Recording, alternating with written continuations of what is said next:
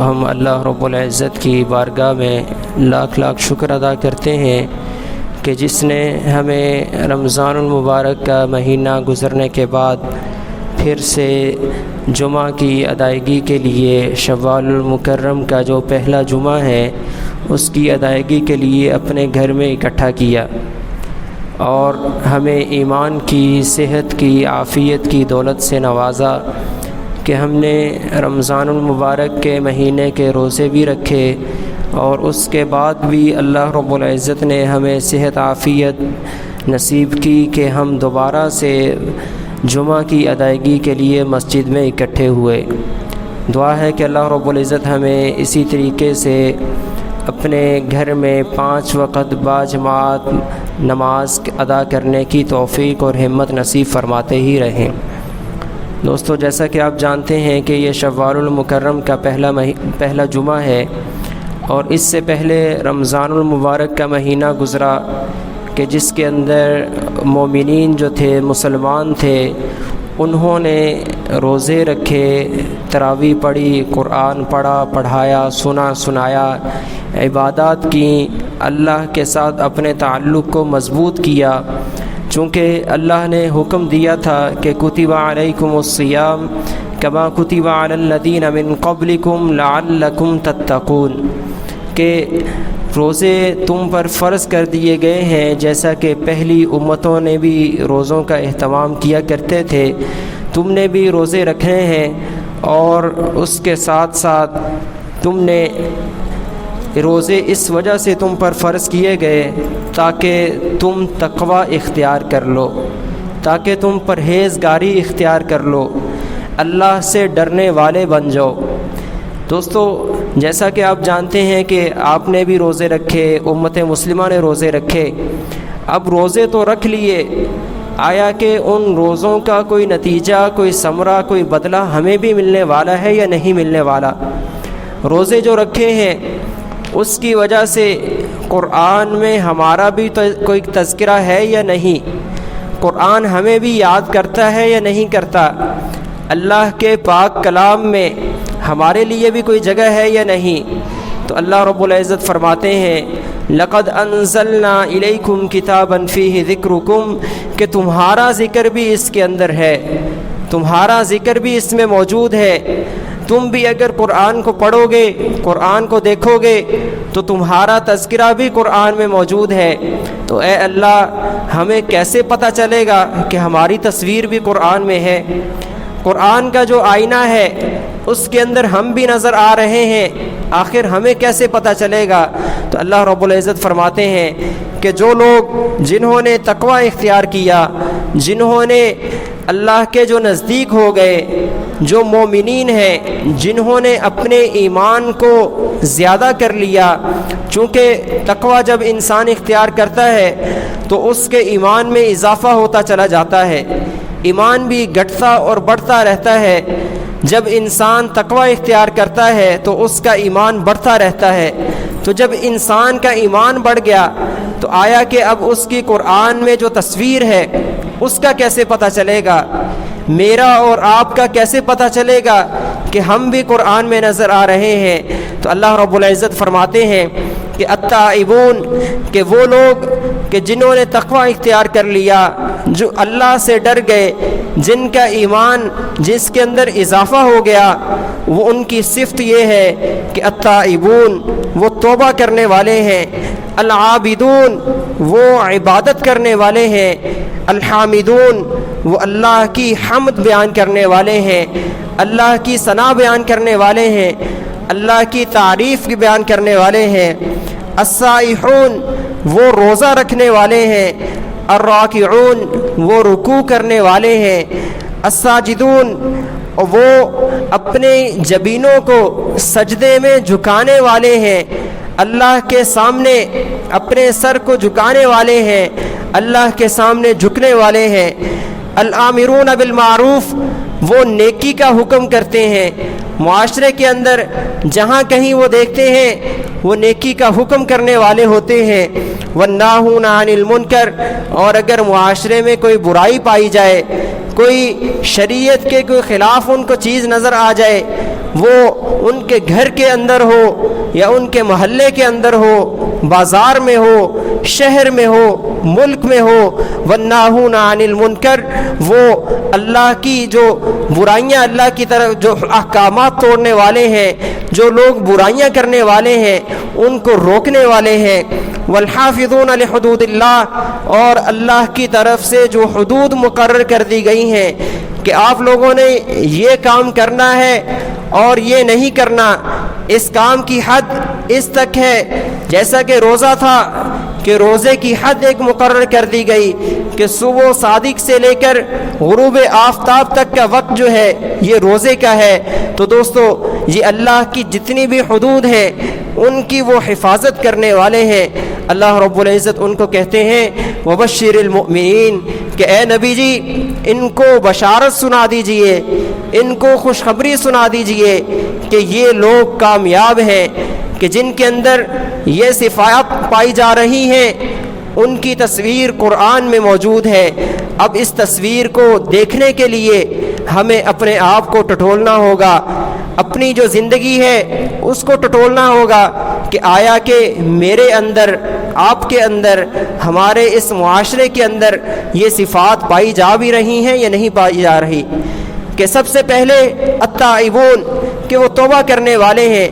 اگر کبھی ان سے کوئی گناہ سرزد ہو جاتا ہے، کوئی خلاف شریعت کوئی کام وہ کر لیتے ہیں تو اسی وقت وہ توبہ کرتے ہیں کہ اللہ رب العزت نے اپنے حبیب صلی اللہ علیہ وسلم کی زبان مبارک سے الفاظ جاری کروائے کہ التائب من الذنب کمن لا ذنب لہ،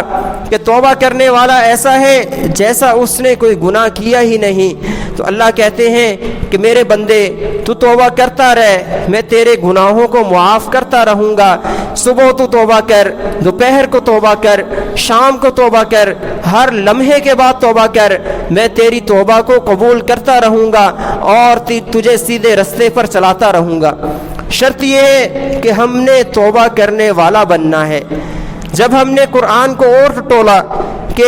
جو توبہ کرنے والے ہیں، جو اللہ کے مقرب بندے ہیں، ان کی صفات اور کیا ہو سکتی ہیں، تو قرآن کہتا ہے اعدت للمتقین الذین ينفقون فی السراء والضراء والکاظمین الغیظ والعافین عن الناس واللہ یحب المحسنین، کہ یہ وہ لوگ ہیں کہ جو بخل نہیں کرتے، اللہ کے رستے میں خرچ کرتے رہتے ہیں۔ جب کوئی حاجت مند ان کے پاس آتا ہے تو ان کو یہ کچھ نہ کچھ دے دیتے ہیں، یہ مومنین کی صفات ہے۔ اور والکاظمین الغیظ، اور جب ان کو غصہ آ جاتا ہے،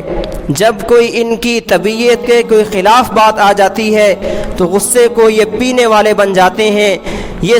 جلد از جلد اس غصے کو ختم کرتے ہیں۔ والعافین عن الناس، اور لوگوں کو معاف کرنے والے بنتے ہیں، اور یہ سمجھتے ہیں کہ جتنی جلدی میں دوسروں کو معاف کروں گا اتنی ہی جلدی میرا رب مجھے معاف کرنے والا بن جائے گا، میرے گناہوں کو معاف کرے گا، میری خطائیں جو ہیں ان سے درگزری والا معاملہ کرے گا، میرے نامہ اعمال جو ہے ان کے اندر نیکیاں لکھتا چلا جائے گا۔ اور اللہ رب العزت فرماتے ہیں واللہ یحب المحسنین، کہ اللہ کی ذات جو ہے وہ احسان کرنے والے جو ہیں ان سے محبت کرتی ہے۔ احسان کرنے والوں سے محبت کی جاتی ہے، لیکن احسان کر کے اگر کوئی احسان جتلانے والا بن جائے تو اس کے بارے میں آپ علیہ الصلوۃ والسلام نے فرمایا کہ اللہ رب العزت کا جو عرش کا سایہ ہے اس سے وہ بندہ دور ہو جائے گا، اللہ کی رحمت اس کو قریب بھی نہیں پہنچے گی۔ تو ہمیں چاہیے کہ اگر کبھی ہم احسان کر دیں دوسروں کے اوپر تو ہمیں احسان جتلانا نہیں چاہیے۔ اگر کسی کے ساتھ کوئی اچھا تعاون کر دیا جائے تو اس کو احسان نہیں جتلانا چاہیے کہ یہ کام اللہ کی رحمت سے دور کرنے والا ہے۔ ہمیں احسان کرنے والا بننا چاہیے، احسان جتلانے والا نہیں بننا چاہیے۔ اور پھر قرآن سے جب پوچھا گیا کہ اے قرآن، اے اللہ کے کلام، یہ تو بتا، ان لوگوں نے اللہ کا ڈر اپنے دل میں بٹھا لیا، ان لوگوں نے نیکی اختیار کر لی، انہوں نے تقوی اختیار کر لیا، کیا یہ اب ان سے گناہ سرزد نہیں ہو سکتا؟ یہ اپنے معاشرے میں جب جائیں گے، اپنے گلی محلوں میں جائیں گے، اپنے بازار کے اندر جائیں گے، جب یہ لوگ تجارت کریں گے، جب یہ لوگ دوسروں کے ساتھ معاملہ کریں گے، تو باہر تو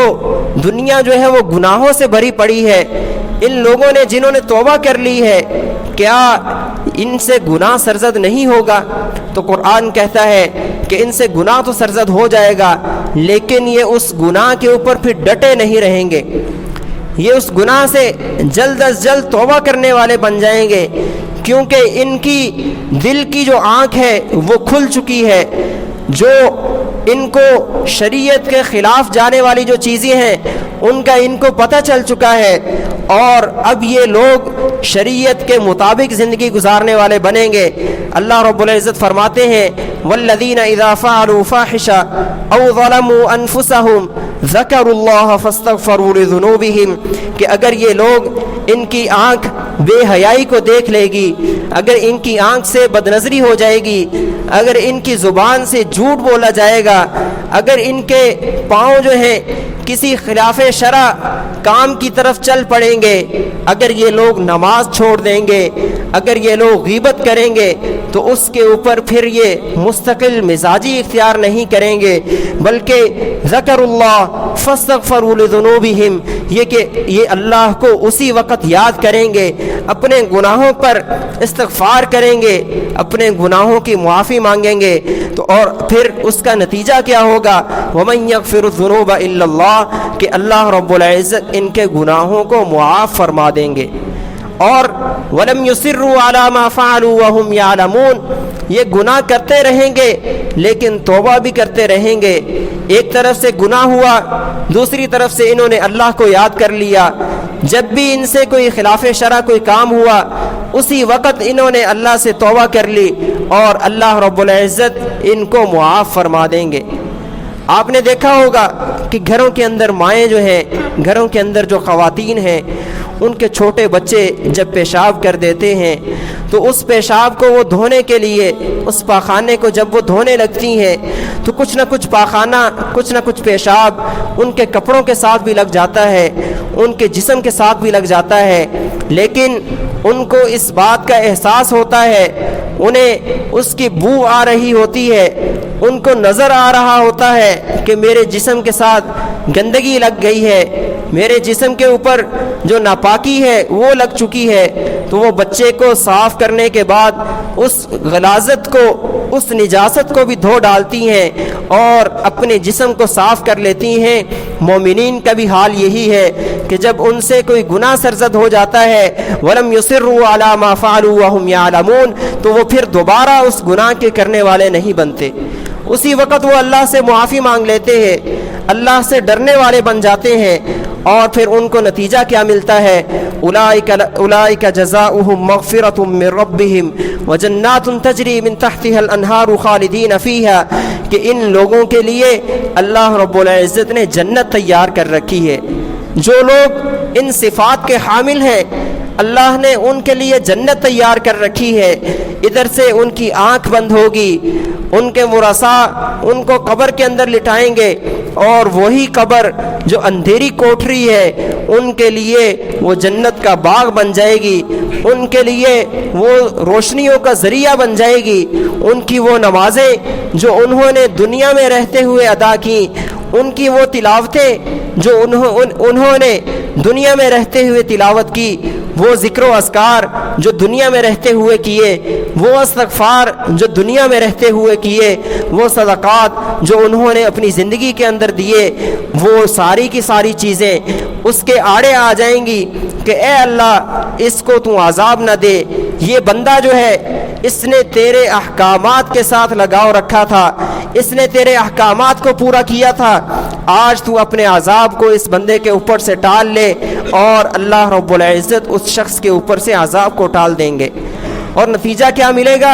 اولئک جزاؤہم مغفرۃ من ربہم وجنات تجری من تحتها الانہار، کہ ایسی جنت ملے گی کہ جس کے نیچے سے نہریں جاری ہوں گی، ایسے باغات ہوں گے کہ ایک ان کا پھل، ایک لقمہ اس کا ذائقہ اور دوسرا لقمہ اس کا ذائقہ پہلے سے بھی اچھا، تیسرا لقمہ اس کا ذائقہ دوسرے سے بھی زیادہ اچھا، یہاں تک کہ جس چیز کی خواہش کریں گے اللہ رب العزت یہاں سے وہ سوچیں گے اللہ رب العزت ان کو نواز دیں گے۔ یہ تو ہے آخرت کا حال۔ اب دنیا میں ان کو کیا ملنے والا ہے؟ دنیا میں انہوں نے جو عبادات کی ہیں ان کا دنیا میں نتیجہ کیا ملنے والا ہے؟ اللہ رب العزت کہتے ہیں وَمَن يَتَّقِ اللَّهَ يَجْعَل لَّهُ مَخْرَجًا وَمَن يَتَّقِ اللَّهَ يَجْعَل لَّهُ مِنْ أَمْرِهِ يُسْرًا، کہ ان کو ایسی جگہ سے رزق دیا جاتا ہے کہ ان کے وہم و گمان میں بھی نہیں ہوتا، اور ان کی دنیا کی جتنی بھی مشکلات ہیں یجعل لہ من امرہ یسرا، کہ ان کے جتنے بھی مشکل کام ہیں اللہ رب العزت ان میں آسانی پیدا کر دیتے ہیں۔ اللہ رب العزت ان کے اوپر تکلیف نہیں آنے دیتے، ان کے اوپر مصائب، پریشانیاں،